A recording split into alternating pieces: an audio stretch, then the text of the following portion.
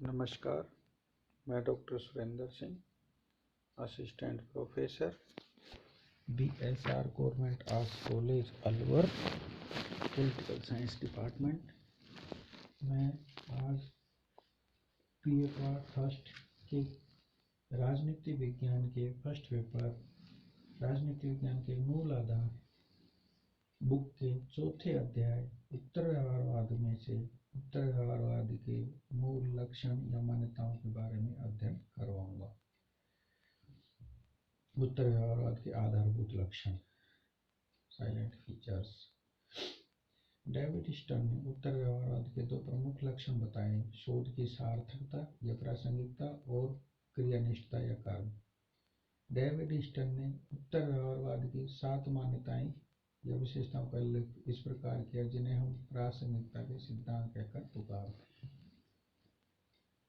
Number 1, principle substance must come before technique. उत्तर व्यवहारवादियों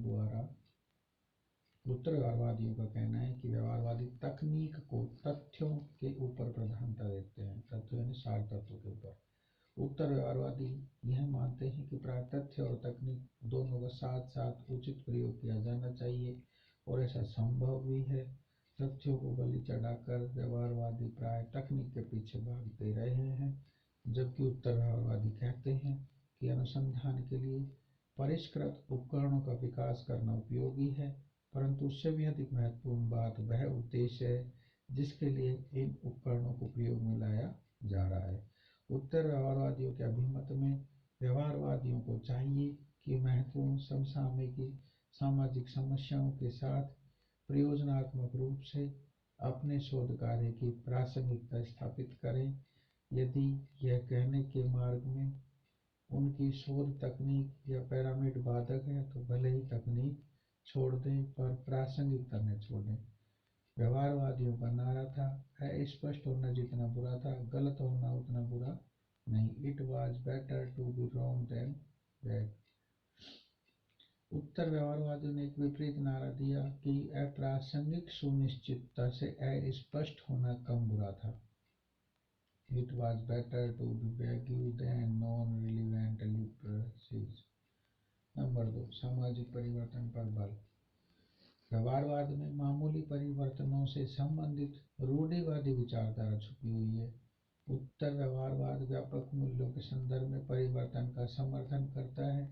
उत्तर व्यवहारवादियों का मानना है कि जाने अनजाने व्यवहारवादी परिवर्तन विरोधी हो जाते हैं। परिवर्तन विरोध व्यवहारवाद के प्रणाली शास्त्र और तकनीक में निहित है। व्यवहारवादी तथ्यों के वर्णन और विश्लेषण तक अपने को सीमित रखता है। उन तथ्यों के व्यापक संदर्भ को, उनकी सामाजिक प्रासंगिकता को समझने की आवश्यकता पर ध्यान नहीं देता, क्योंकि वह समझता है कि यह उसके प्रणाली शास्त्र के अनुसार वर्जित है। सामाजिक प्रासंगिकता या तथ्यों के व्यापक संदर्भ में उनको समझना शायद उसके पैरामिड की आवश्यकताओं के अनुरूप न हो, या हो सकता है कि उसमें नैतिक तत्व निहित होने की संभावना न हो। अतः यह व्यापक संदर्भ की ओर से उदासीन ही रहता है। इस सब का परिणाम यह हुआ है कि व्यवहारवादी राजनीति विज्ञान ने एक ऐसी सामाजिक रूढ़िवादिता की विचारधारा का रूप ले लिया था जिसमें केवल धीमी गति से होने वाले परिवर्तनों के लिए ही गुंजाइश थी। नंबर 3, समस्याओं के विश्वसनीय निदान की आवश्यकता। उत्तर व्यवहारवादियों के अनुसार राजनीति विज्ञान का मूर्तिकरण, विश्लेषण, विशिष्ट शब्दावली के विकास आदि में कम रुचि लेकर मानव जाति की आवश्यकताओं को पूरा तथा संकटों का समाधान करने में सहायता करनी चाहिए। व्यवहारवादी युग में राजनीति विज्ञान ने राजनीति की क्रूर यथार्थताओं से अपना नाता बिल्कुल ही तोड़ लिया था। व्यवहारवादी अन्वेषण का लक्ष्य यदि वास्तव में तथ्यों की गहराई तक पहुंचना था, तो यह कैसे संभव माना जा सकता था कि राजवैज्ञानिक स्थिति की यथार्थताओं के प्रति अपनी आंखें सर्वथा बंद रखें। यह युग संकट और चिंता का युग था। वो व्यवहारवाद के अमूर्त प्रत्ययों एवं अवधारणाओं में व्यक्ति तथा समाज की व्यापक एवं गंभीर समस्याओं के समाधान की क्षमता नहीं थी। अणुबम का भय, बढ़ती हुई जनसंख्या, दूषित वातावरण के खतरे, राष्ट्रीय और अंतर्राष्ट्रीय स्तर पर एक और भयंकर गरीबी तथा दूसरी ओर विपुल संपन्नता का सह अस्तित्व आदि ऐसे संकट है जिनका यदि तात्कालिक उपचार नहीं किया जाता तो सारी मानवता का विनाश हो सकता है। राजनीति शास्त्र का औचित्य उसी स्थिति में सर्वमान्य होगा जबकि समाज में व्याप्त विषमताओं, संघर्ष, आकांक्षाओं, संदर्भों एवं चिंताओं के उचित समाधान किए जाएं। इसलिए व्यवहारवाद पर यह आक्षेप है कि उसकी शोध वस्तुस्थिति से असंबद्धता होती है। उत्तर व्यवहारवाद का मूल उद्देश्य राजनीति शास्त्र की मदद करना है ताकि इस संकट से बचा जा सके जिससे मानव जाति की वास्तविक आवश्यकता को पूरा किया जा सके। अब उसके बाद आता है चौथा नंबर पर मूल्यों की महत्वपूर्ण भूमिका। उत्तर व्यवहारवादियों के अनुसार कोई भी ज्ञान, विशेषकर सामाजिक विज्ञान, मूल्यात्मक दृष्टि से नैतिक तथ्यों तथा प्रासंगिक यथार्थों तटस्थ है और नहीं रह सकता है। अतः व्यवहारवादियों को चाहिए कि अपने ज्ञान की सीमाएं पहचानने के लिए उन आधारभूत मूल्यों को पहचाने जिन पर वह ज्ञान टिका है।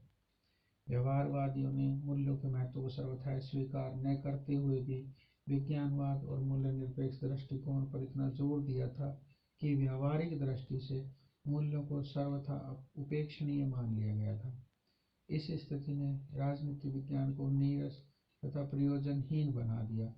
वस्तुतः मूल्यों के आधारशिला पर ही ज्ञान की इमारत खड़ी की जा सकती थी और मूल्यों को यदि ज्ञान प्रेरक शक्ति न माना जाए तो सदा ही यह खतरा रहता है कि ज्ञान को गलत उद्देश्यों काम में लाया जाएगा। राजनीति में मूल्यों का बहुत अधिक महत्व है और वैज्ञानिकता के नाम पर राजनीति अध्ययन से मूल्यों को बहिष्कृत नहीं किया जा सकता। वस्तुतः उत्तर व्यवहारवादियों ने मूल्यों की निर्णायक भूमिका को स्वीकार किया है।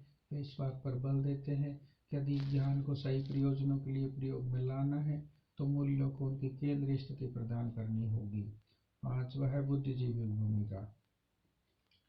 उत्तर व्यवहारवादियों ने राजनीति शास्त्रियों को यह भी याद दिलाना चाहा कि बुद्धिजीवी होने के नाते समाज में उनकी अपनी एक भूमिका है। राजनीति वैज्ञानिक बुद्धिजीवी होने के नाते यदि मानवीय मूल्यों के प्रति प्रतिबद्ध नहीं है तो वह अपनी उचित भूमिका नहीं निभाता बल्कि अपने दायित्व से विमुख हो जाता है। सभ्यता के मानवीय मूल्यों के संरक्षण में अधिक से अधिक प्रयत्नशील होना उनका प्रमुख उत्तरदायित्व था।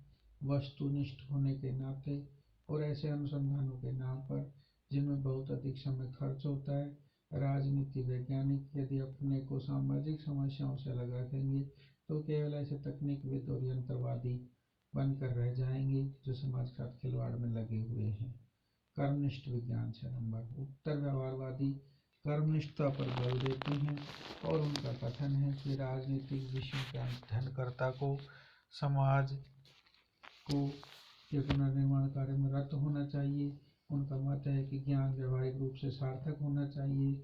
यदि हमारे व्यवहारवादी शोध परिणामों का रचनात्मक क्रियान्वयन नहीं हो सकता तो वह सार्थक ज्ञान नहीं है, अर्थात ज्ञान का क्रियात्मक होना आवश्यक है।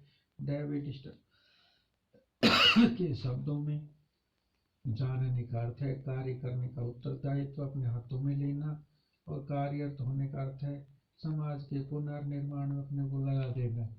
उत्तरवादियों की मांग है कि कोरे चिंतन की और उन्मुख ज्ञान के स्थान पर प्रत्येक शोधकर्ता को ऐसा शोध करना चाहिए जिससे समसामयिक समस्याओं को सुलझाने में योगदान हो और इससे अतः राजनीति विज्ञान को मनन विज्ञान के स्थान पर कार्य विज्ञान बनना चाहिए। सातवां व्यवसायिक राजनीतिकरण। राजनीतिक तटस्थ रहने में गर्व अनुभव करते हैं। राजनीतिक समाज की राजनीतिक गर्मागर्मी में स्वयं को शामिल करके सक्रिय भूमिका अदा करने में विश्वास नहीं रखते, जबकि उत्तर व्यवहारवादियों की मान्यता है कि राजनीति शास्त्रियों को समाज में सकारात्मक भूमिका अदा करनी चाहिए जिससे समाज के उद्देश्यों को एक सुव्यवस्थित दिशा प्रदान की जा सके। अतः बुद्धिजीवियों के संघों, समुदाय, यहाँ तक कि विश्वविद्यालयों को भी मानव मूल्यों के रक्षा संघर्ष के मैदान में आ जाना चाहिए। उनके व्यवसाय का राजनीति करना पर्याय और वांछनीय है। डेविड स्टर्न ने इस प्रकार उत्तर व्यवहारवाद के प्रमुख लक्षण और दिशाएं गिनाई हैं। उनका मत है कि सभी उत्तर व्यवहारवादी इन सभी बातों से सहमत हो, ऐसा नहीं है। उसने तो उपयुक्त विवेचन के आधार पर उत्तर व्यवहारवाद के प्रमुख सूत्रों का एक कैमरा चित्र प्रस्तुत करने का मात्र प्रयास किया है। धन्यवाद।